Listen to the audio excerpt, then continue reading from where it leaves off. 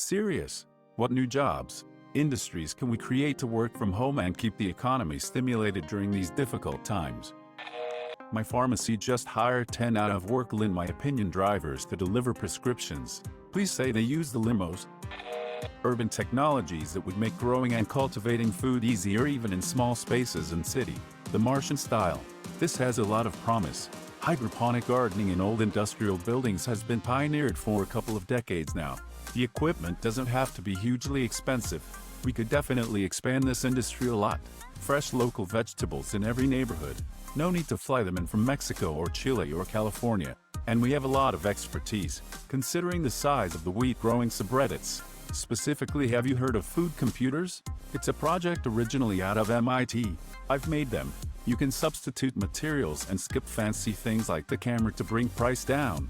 And at the end of it you have hydroponically grown food occupying a space about the size of a server tower. For those of us with more tech skills and gardening skills, and no space for traditional growing, it's an option to consider. Food computer at MIT ended up being a scam funded by Jeffrey Epstein. Seriously. It's just the growth chamber, which is technology that's been around for years, and is available for a reasonable price commercially. Yeah, people have been growing pot and dressers for 40 years.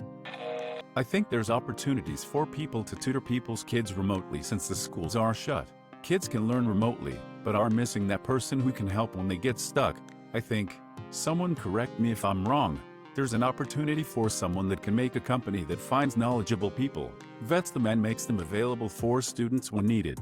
Now, not all parents will be able to afford this, but I think many would consider this worth it, especially if they themselves are working from home and it stops the kids distracting them for help. So this actually is my job. The only issue is we tend to work on set curriculums that follow and complement the material learned at school. For enrichment kids, we'll try and get them ahead. With no curriculum from school to follow, we have to do the base level teaching as well, which is a slightly different skill set than tutoring, and necessitates some familiarity with the existing in-school curriculum. It's not a perfect substitute, but it helps kids from losing the material they otherwise would. Maybe we could reach out to those local schools as well and create this curriculum? Emergency planning consulting, as this is greatly lacking. Alright, this one is yours. Go ahead and make this happen and I'll try and send clients your way. Fortunately, my job is still pretty safe. I'm not an essential worker, but it's possible that I will be aiding them to some extent. The planning is there, just not the people to listen. Tell me about it. I developed an emergency action plan for my old organization since I have some experience and we didn't have a designated emergency manager. I worked on it as an additional duty for almost a year. Submitted months ago. Left that job for a new one and the damn thing is still unsigned by the director to implement. How about home health telemonitoring as a first response for the frail and the elderly? A video checkup on a regular schedule. Missed the checkup. The police make a wellness check.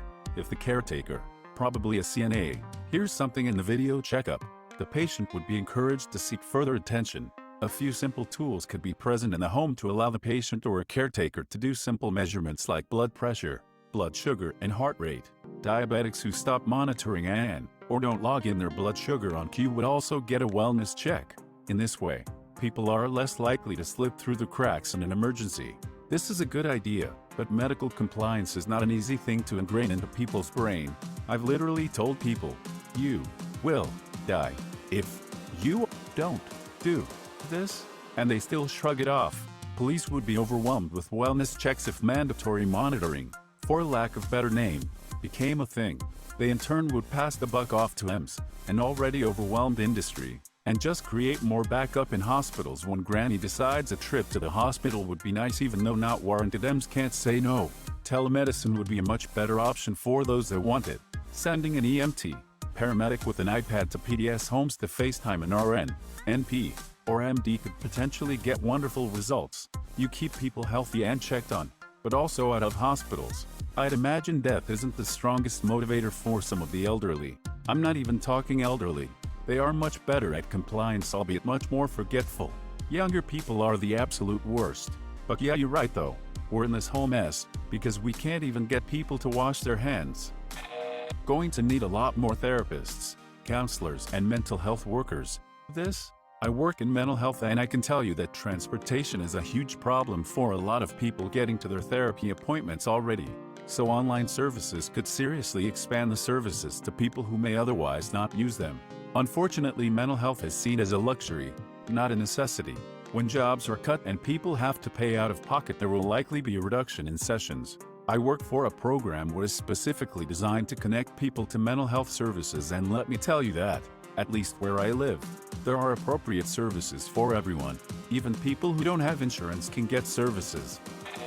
I was thinking of one, perhaps something that shows you which grocery stores currently have a high load of traffic, customers. This way we can avoid each other, spread out our shopping to other stores. Not sure if Google has an API to allow for use of total cell phone traffic in an area.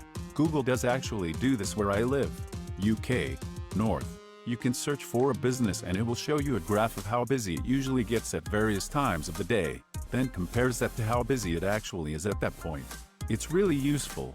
I hate busy places and have managed to avoid unexpected rushes a few times in the past. It's the same here in the US, Florida, South, though it hasn't adjusted to the craziness of CV-19 rushes. I'd rather have an app that updates almost constantly, and living in Florida, it'd be mass appreciated for before hurricanes where the stores are just like they are with CV-19, if not worse.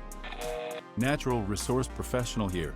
I've been beating the drum for years that we would benefit from a massive CCC-style mobilization to combat ecological issues like biodiversity collapse and invasive species management.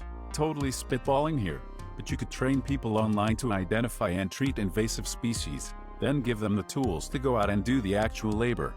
GIS technology would allow people to track and assign work areas remotely. Many organizations already do this, in addition to more robust species inventory and population counts. Basically, pay people to go do work by themselves on applicable public and private lands. Is it a bad idea?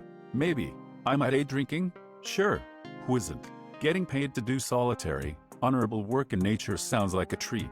And I'll be joining you in day drinking shortly. Early last year, I was assigned to walk along the waterways of a local parish, that is county, and geotag any flood debris inside the banks, and to ID and tag any endangered, protected plant species. I just walked up and down rivers and creeks for 10 hours a day, 4 days a week. I'd stop and take a 30-minute break every few hours, then get right back to it. It was easily some of the best work I've done so far. I can't think of a better way to spend 3 months during the spring in Louisiana. I get so stoked when I hear someone say the word parish. It's like finding long-lost family. Sounds like my jam. I would have field days sketching landscapes, forage, take pictures, write, and slurp by mosquitoes. Grocery drop-off is great, but I would expand it. Dinner drop-off. Local restaurants should do packaged dinner options that you can pick up. I know some already do, but more would be great. Home stores need a Victory Garden drop. Soil, seeds, netting, straw, the essentials grocery box, bread, butter, milk, eggs. I am not used to shopping every 2 weeks, so having an essentials box I could get drive up would be nice. Neighborhood library cases. I would love to share books and puzzles with my neighbors, but don't really want to wait around for them. It would be great if there was a waterproof library nook we could put in the cul-de-sac island. Dinner drop-off. Local restaurants should do packaged dinner options that you can pick up. I know some already do, but more would be great. Essentially all of them around us are doing it now, but the amount of isolation they're maintaining seems to vary by a lot. The good places are zero contact, all payment over the phone, pick up outside the restaurant, zero contact, they set it down, you pick it up, etc. Friends of ours were in a sub shop recently that went as far as having zero contact between employees. The kitchen people placed packaged food where front-end worker delivered it to the counter, and the person taking payments never had any interaction with either.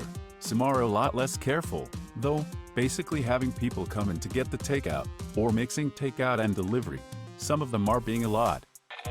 Could maybe come up with some way to have virtual parties or a virtual bar. Figure out how make it seem like you're all together having a good time. Maybe some kind of Roku app that could split the screen up. Maybe VR goggles will make that possible. Ready Player One movie seems more realistic now. That would be pretty sweet to have an actual virtual bar to hang out at with friends. I didn't even think of VR that could be awesome. They already have that VR chat game or whatever that seems like it could be used for this. VR cat bars and clubs have been a fun alternative to not being able to go out to an actual bar with friends lately. Only difference is that I'm drinking with a giant hot dog, The Mandalorian, and a vaguely Irish anime wolf girl.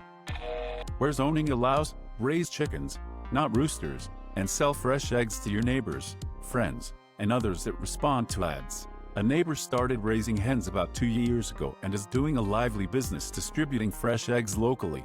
They can be left on people's doorsteps in a designated egg container, similar to the milkman's box, no face-to-face exchange required.